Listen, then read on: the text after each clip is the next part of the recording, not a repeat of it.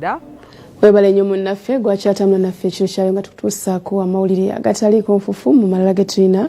Ssaabaminisita Nabbanja agumizza abantu b'e Lukiga nga gavumenti bwesinzidde okukola ku kizibu ky'enguudo embi. Ono agamba nti buli disitulikiti pulezidenti yalagidde eweebwe akawumbi kalamba okukola ku nsonga eno. Bino abyogedde yeetabye ku mukolo ogw'abakyala. Abantu abawangalira mu nsozi z'e Lukiga mu bugwanjuba bw'eggwanga balaajanidde Ssaabaminisita Nabbanja okubayamba okufuna obuweereza. Babimugambye ali ku mukolo ogw'okuzza olunaku lw'abakyala ku kisaawe kya Lwamucuucu.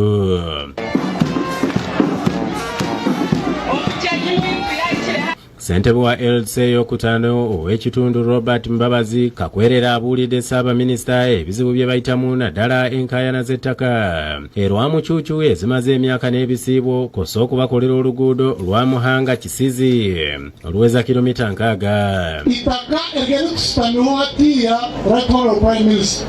At any time it is at the verge of being taken away.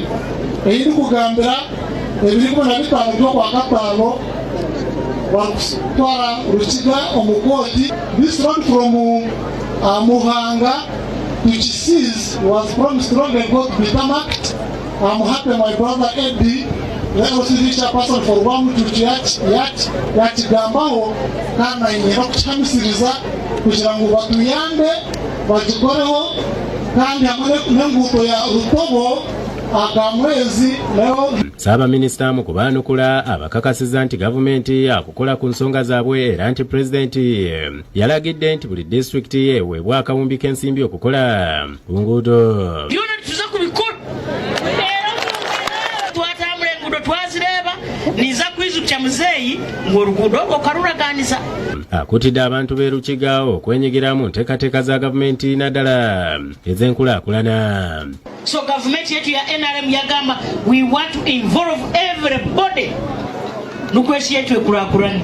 So nywena abali hano Museveni abatumire kandi akwenda inywena mube kye mukola musobole kukola esente money. Akulira abakyala mu Lukiga Jocelyn Alinayitwe abuulidde Ssaabaminisita nti ng'abakyala tebalina ssente zikola mirimu.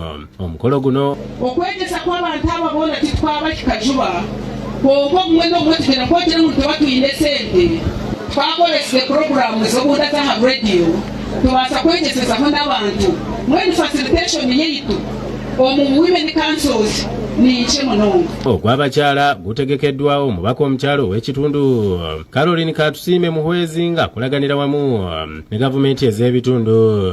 Nabbanja era alambudde amasomero n'enguudo n'oluvannyuma n'ayogerako n'abantu abakuŋŋaanidde e Muhanga n'awalala. Ismail Kasoha yakusakidde eggule lino ku lwa Bukedde TV.